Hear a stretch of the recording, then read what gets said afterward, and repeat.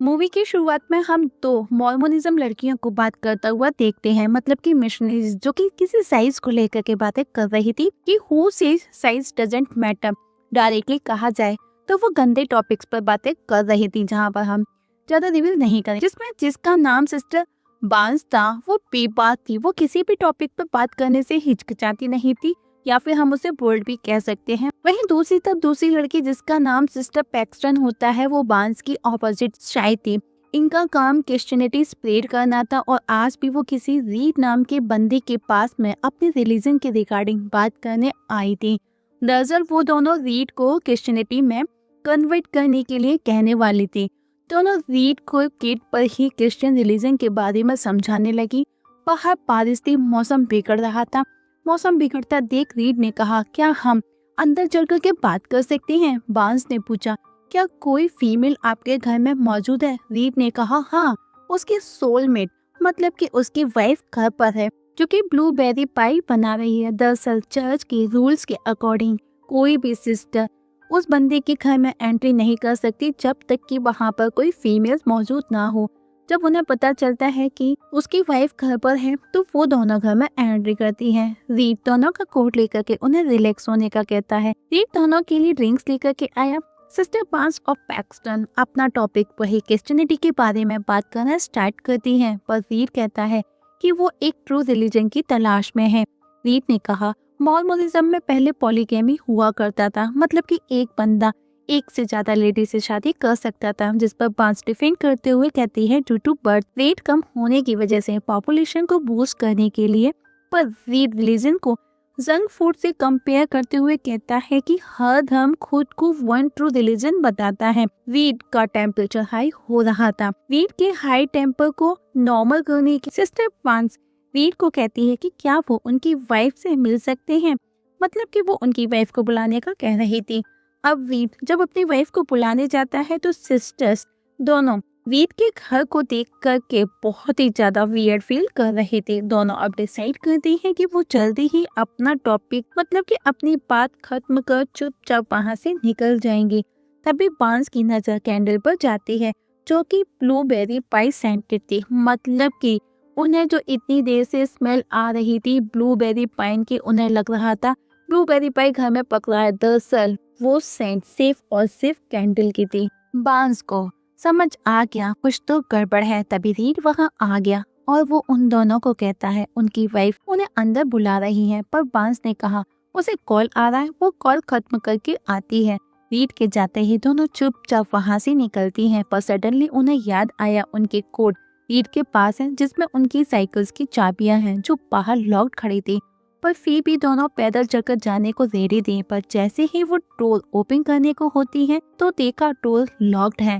काफी मशक्कत करने के बाद भी दरवाजा नहीं खुलता और जब वो हेल्प के लिए कॉल करती है पर देखा नो सिग्नल्स। दोनों को कुछ भी समझ नहीं आता, पर इतना तो समझ आ रहा था कि शायद वो ट्रैप हो रही हैं। वो रीड से हेल्प मांगने का डिसाइड करती हैं क्योंकि वही एक बंदा था जो उन्हें बाहर निकाल सकता था, पर सडनली लाइट्स भी ऑफ हो गई। हिम्मत कर दोनों रीड के पास आई, तभी रास्ते में उन्हें एक शैडो नजर आई जिसे देख करके दोनों डर जाती है। पास जाकर के देखा तो वो एक सिर्फ स्टैचू थी। तभी रीड वहाँ आ गया। बांस कहती है, आपने हमें इतना टाइम दिया, हमारी बात सुनी, उसके लिए शुक्रिया। पर उन्हें चर्च से एल्डर का अर्जेंट कॉल आया है, उन्हें अभी जाना होगा। जैसे ही सिस्टर को उनके कोट्स नजर आए दोनों अपने अपने कोट्स पहन लेती हैं, पर बांस ने देखा साइकिल्स की लॉक की चाबी उसके कोट की जगह पैक्सटन के कोट में रखी थी, मतलब कि उनके कोट के साथ में छेड़छाड़ की गई थी। चाबी इधर से उधर हुई थी। बांस समझ जाती है। बांस रीड को डोर का लॉक खोलने का कहती है, लेकिन रीड ने कहा उसके घर के सभी डोर टाइमर लॉक डोर है जो कि एक फिक्स टाइम के बाद ही खुलते हैं। वो उन्हें अनलॉक नहीं कर सकता और वो उन्हें बैक डोर से जाने का कहता है।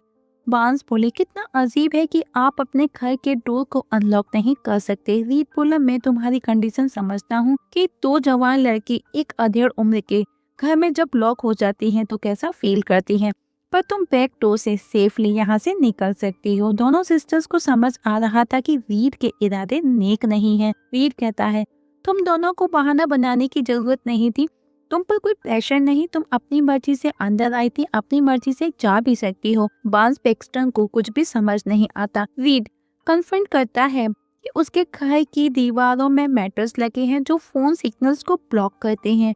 तो तुम्हें कोई फोन नहीं आया, मतलब कि तुम झूठ बोल रही हो। रीड की बात सुनकर के सिस्टर्स पूरी तरह से डर जाती हैं। बांस डरते हुए कहती है कि बाहर के लिए कौन सा दरवाजा खुलेगा, क्योंकि उनके सामने 2 दरवाजे थे।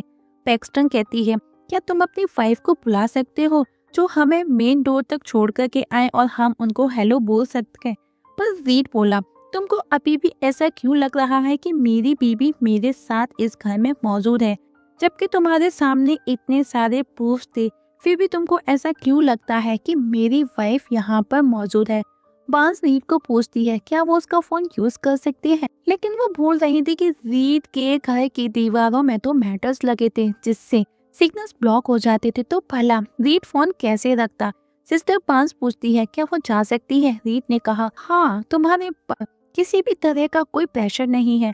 बांस हिम्मत कर एक दरवाजा खोलती है, पर अगले ही पल वो डरते हुए उसे लॉक कर देती है। इसके बाद वो दूसरा दरवाजा खोलती है, जिसे देख दोनों बुरी तरह से जो पहले ही डरी हुई थी और डर जाती हैं। पैक्सटन ने कहा लगता नहीं ये दरवाजा उन्हें घर के बाहर लेके जाएगा। दरअसल वो दोनों दरवाजे ही किसी बेसमेंट के दरवाजे थे जो कि बाहर नहीं उन्हें और अंदर मतलब कि ट्रैप कर रहे थे। वहीं चर्च में एल्डर कैनेडी नोटिस करता है बाहर मौसम बहुत खराब है और सिस्टर बांस और पैक्सटन अभी तक नहीं लौटी हैं। कैनेडी उनकी तलाश में निकल जाता है। वहीं रीड सिस्टर को कहता है अगर तुमको यहाँ से बाहर निकलना है तो वही करना होगा जैसा मैं कहता हूँ। रीड पार्कर ब्रदर का फेमस बोर्ड गेम मोनोपोली निकालता है और वापस से रिलीजन के बारे में कहने लगा। दोनों सिस्टर को समझ आ गया था कि वो दोनों ट्रैप हो चुकी हैं। सिस्टर्स रीड को कहती है आप चाहे कुछ भी कह लें, मुझे मेरे गॉड और रिलीजन पर अभी भी पूरा यकीन है, मैं बिलीव करती हूँ। रीड यहाँ पर एक डोर पर बिलीफ और दूसरे पर डिसबिलीफ लिखते हुए कहता है अगर मेरी बातें सुनने के बाद भी तुम्हें गॉड पर बिलीव है तो तुम बिलीव वाले दरवाजे से जा सकती हो। मैं भी तो देखो तुम्हारा गॉड तुम्हें सही रास्ता दिखाता है या फिर नहीं। हम देखते हैं कि सिस्टर बांस जाते जाते लेटर ओपनर उठा लेती है, मतलब कि चुपके से उसे अपने पास में रख चुकी थी। अब सिस्टर बांस बिलीव वाले डोर को ओपन कर जब उसमें एंट्री करती है तो एज एक्सपेक्टेड वो बाहर का नहीं बल्कि बेसमेंट का रास्ता था। इनफैक्ट दूसरा डोर भी इसी बेसमेंट का ही रास्ता था, मतलब कि रीड बस इनके साथ में गेम खेल रहा था। बेसमेंट में सिंगल चेयर और टेबल रखी थी। बांस की नजर विंडो पर गई, विंडो को भी लॉक किया गया था। बांस उस विंडो को खोलती है तो देखा उसकी लकड़ी में नाखून लगे हैं, मतलब कि नेस, मतलब कि वहाँ पर कोई और भी उनसे पहले ट्रैप किया गया था। तभी उन्हें वहाँ किसी के आने की आवाज आई। सिस्टर को लगा वो रीड है। बांस पैक्सटन को वो लेटर ओपनर देते हुए कहती है कि जब उसका पूरा ध्यान मुझ पर होगा तब मैं कोड वर्ड मैजिक अंडरवेयर का यूज करूंगी और तुम इससे उस पर हमला कर देना, उसे खत्म कर दे ताकि हम दोनों को यहाँ से बाहर निकलने का मौका मिल जाए। पर सिस्टर्स ने देखा वो रीड नहीं बल्कि एक गंदी चादर में लिपटी एक अजीब सी औरत थी जिसके हाथ में ब्लूबेरी पाई लगा हुआ था और वहीं बैठ करके पूरी तरह से चैंटिंग करने लगती है। अब रीड एक डिवाइस के थ्रू सिस्टर से कहता है उसने वन ट्रू रिलीजन ढूंढ लिया है, इवन वो उसे प्रूफ भी करेगा। वेल कैसे? रीड बताता है ये जो औरत है ब्लूबेरी पाई लेके आई है, इसमें जहर मिला है जिसे खाने के बाद में ये औरत मर जाएगी। आफ्टर देन रीड अपना पॉइंट प्रूव करेगा। साथ ही वो उन्हें ये भी बताता है कि वो एक प्रॉफिट मतलब कि पैगंबर है। वो वियर्ड सी लेडी वो पाई खाती है और मर जाती है। इवन बांस उसकी नर्व्स भी चेक करती है और तभी रीड के घर की डोर रिंग करती है। सिस्टर समझ गई कि एल्डर कैनेडी आ गया है। उन्हें ढूंढते ढूंढते पर जाते जाते रीड डोर लॉक करके जाता है जिससे कि सिस्टर्स की आवाज बेसमेंट से बाहर ना आए और ऐसा ही होता है।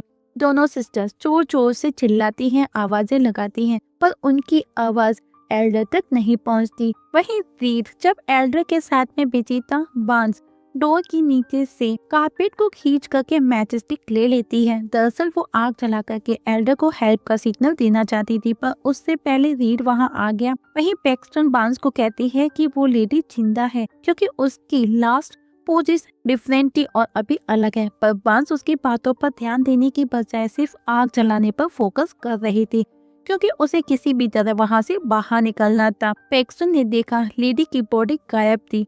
वो कुछ कहती या करती वो जोर से चीखने लगी, क्योंकि वो वियर लेडी इस समय ठीक पैक्सटन के पीछे खड़ी थी, वो भी जिंदा। वो लेडी अपना नाम व्हाइट क्लाउड बताती है और उन्हें चुप रहने का इशारा करते हुए कहती है ये सच नहीं है। और अब रीड भी वहां आ गया, पर रीड उस लेडी को वहां से ले जा करके बाहर छोड़ करके आता है। अब रीड सिस्टर को कहता है अभी तुम्हारे सामने जो भी हुआ वो मिरेकल था, और अगर वो दोनों चाहे तो वो उन दोनों को भी वो मिरेकल दिखा सकता है जिसके लिए उन्हें मरना होगा। ये सुनकर के दोनों शॉक थी। बांस कहती है वो कोई मिरेकल नहीं था, वो बस एक मैजिकल ट्रिक थी जो तुम हमारे सामने कर रहे थे, और वो जो उस लेडी ने महसूस किया वो बस एक मौत को छूने का एहसास था, क्योंकि जब तुम्हारा दिल धड़कना बंद कर देता है तब तुम्हारा दिमाग अजीब अजीब सी चीजें बनाता है। मतलब कि उस लेडी ने नियर डेथ एक्सपीरियंस को फेस किया था, और ये खुद नियर डेथ एक्सपीरियंस कर चुकी थी। बांस और रीड के बीच में आर्गुमेंट होने लगा। बांस की नजरें पैक्सटन की ओर थी, वो उसे इशारा कर रही थी कि जैसे ही वो मैजिकल वर्ड बोले वो उस पर हमला कर दे, और जैसे ही बांस कोड वर्ड मैजिकल अंडरवेयर बोलती है पैक्सटन लेटर ओपन से रीड पर हमला करती। हम देखते हैं उससे पहले रीड बांस पर हमला कर उसका गला काट देता है। ये देख करके पैक्सटन बुरी तरह से डर जाती है। दोस्तों इवन इस जगह मैं भी शॉक थी। अब रीड पहले तो उस लड़की को उठाने की कोशिश करता है, मतलब कि बांस को, लेकिन जब वो नहीं उठती तो रीड कहता है ये लड़की रियल नहीं है, ये एक स्टिमुलेशन है। मतलब कि यहाँ पर उसका प्लान फेल हो रहा था। रीड बांस के हाथ को काट करके उसके हाथ से एक मेटल स्टिक निकाल कर पैक्सटन को दिखाते हुए कहता है ये लड़की बस इसी चिप की वजह से अभी तक जिंदा थी या सर्वाइव कर रही थी, क्योंकि ये एक स्टिमुलेशन है। हम देखते हैं कि इस जगह रीड का प्लान फेल हो रहा था, क्योंकि वो बांस को जिंदा नहीं कर सका। पैक्सटन कहती है ये कोई चिप नहीं बल्कि ये एक कॉन्ट्रासेप्टिव है जो कि बर्थ कंट्रोल के लिए इम्प्लांट की गई थी, और मुझे पता है तुमने हमें जो दिखाने की कोशिश की थी शायद तुम्हारा प्लान फेल हो गया है। मुझे पता है जिस लेडी ने पाए खाया था वो ऑलरेडी मर चुकी थी, पर जब एल्डर आए तब मैंने नोटिस किया कि मरने वाली औरत की पोजीशन चेंज है, मतलब कि वो कोई दूसरी औरत थी। और ये सब तब हुआ जब हम एल्डर को हेल्प के लिए आवाज लगा रहे थे, मतलब कि हम बिजी थे। मतलब कि बेसमेंट में कोई सीक्रेट पैसेज जरूर है जहाँ पर वो पहले वाली औरत की डेड बॉडी भी होगी। पैक्सटन वो जल्दी ही सीक्रेट पैसेज भी ढूंढ लेती है जो कि ठीक टेबल के नीचे था, मतलब कि इजीली इसी से बॉडी को स्विच किया गया था। इवन वो रीड को ये भी बताती है कि सेकंड लेडी ने उन्हें ये भी रिवील किया कि इट इज नॉट रियल। मतलब कि अब रीड का गेम बिगड़ रहा था, पर फिर भी उसके चेहरे पर फुल कॉन्फिडेंट इवन स्माइल थी। मतलब कि रीड अब पैक्सटन को कंट्रोल कर रहा था। वो उसे वन ट्रू रिलीजन को डिस्कवर करने का कहता है। पैक्सटन जब बाहर निकलती है तो सबसे पहले उसे उस लेडी की डेड बॉडी मिलती है। इवन जब वो नेक्स्ट डोर ओपन करती है तो वहाँ उसे अपनी ही साइकिल का लॉक मिलता है, मतलब कि उनकी ही साइकिल का लॉक यूज किया गया था उनको लॉक करने के। और जब वो डोर के अंदर आई तो वहाँ का नजारा देख करके पैक्सटन शॉक थी, क्योंकि वहाँ पर ढेर सारी केजेस थी जिनमें कई औरतों को लॉक करके रखा गया था, जिनकी बहुत ही ज्यादा वर्स्ट कंडीशन, क्योंकि बेसमेंट के अंदर बेसमेंट जो था जिसका टेम्परेचर बहुत लो था, अच्छे से अच्छा इंसान जिसकी कंडीशन हेल्दी हो वो भी डाउन हो जाएगा। ऊपर से ह्यूमन एनवायरनमेंट की वजह से सभी औरतों की कंडीशन बहुत खराब हो रखी थी। अब रीड आकर के पैक्सटन को पूछता है क्या उसे वन ट्रू रिलीजन डिस्कवर कर लिया। पैक्सटन कहती है जैसे ही हम तुम्हारे घर के अंदर आए तुमने प्लानिंग स्टार्ट कर दी, हमसे हमारे कोड लेकर के हमारी साइकिल के लॉक का यूज करके हमको लॉक किया। इवन तुमने हमसे वो सब कराया जो तुम्हारे प्लान का हिस्सा। इवन तुमने सब कुछ इतने अच्छे से प्लान किया कि आज मैं वही खड़ी हूँ जहाँ तुम मुझे खड़ा करना देखना चाहते थे। मतलब कि रीड के according control is a one true religion जो ये मानता है कि ह्यूमंस को कंट्रोल करना ही सभी रिलीजन्स का काम है। पैक्सटन की बात सुनकर के रीड को लगा पैक्सटन उसको समझ रही है। वो उसके करीब आकर कहता है रिलीजन वाले लोग ही डिसाइड करते हैं कि तुम्हारे लिए क्या सही है क्या गलत है। इवन तुम क्या पहनोगी क्या खाओगी, इवन योर मैजिक अंडरवेयर सुनते ही पैक्सटन लेटर ओपनर से रीड पर हमला कर देती है, क्योंकि वो मैजिक वर्ड पांच का तो जो उसने उसे दिए थे। और अब उसने उसका सही यूज किया था। अब रीड भी घायल था। पैक्सटन जब बांस को चेक करने आती है तो रीड पैक्सटन पर पीछे से हमला कर देता है। मतलब कि अब दोनों ही घायल थे। रीड पैक्सटन को प्रे करने का कहता है। पैक्सटन कहती है प्रेयर करने से बीमारी जल्दी ठीक नहीं होती, लेकिन प्रेयर करने से मन को शांति मिलती है, एक अलग ही सुकून मिलता है। इस मोमेंट पर रीड को हम देखते हैं जो कि पैक्सटन के काफी करीब आकर के बैठ गया था। पैक्सटन को देख करके ऐसा लग रहा था कि मानो उसे भी शांति मिल रही हो, लेकिन ऐसा बिल्कुल भी नहीं था। वो जैसे ही पैक्सटन को मारने को होता है तभी हम बांस को देखते हैं, वो उस पर हमला कर उसे मार देती है, क्योंकि कहीं ना कहीं उसमें जो थोड़ी बहुत जान थी उसने उसका यूज कर लिया था। और कुछ ही सेकंड्स में बान भी दम तोड़ देती है, क्योंकि वो पहले ही बहुत बुरी तरह घायल थी, उसका ब्लड बहुत बह चुका था। पैक्सटन एक वेंट के थ्रू घर से बाहर निकलती है जहाँ चारों तरफ स्नोफॉल हो चुका था। तभी एक बटरफ्लाई पैक्सटन के हाथ पर आकर के बैठती है और अगले ही पल वो डिसअपेयर हो जाती है। और इसी बटरफ्लाई के डिसअपेयरेंस के साथ में हमारी आज की मूवी की एक्सप्लेनेशंस यहाँ पर खत्म हो जाती है।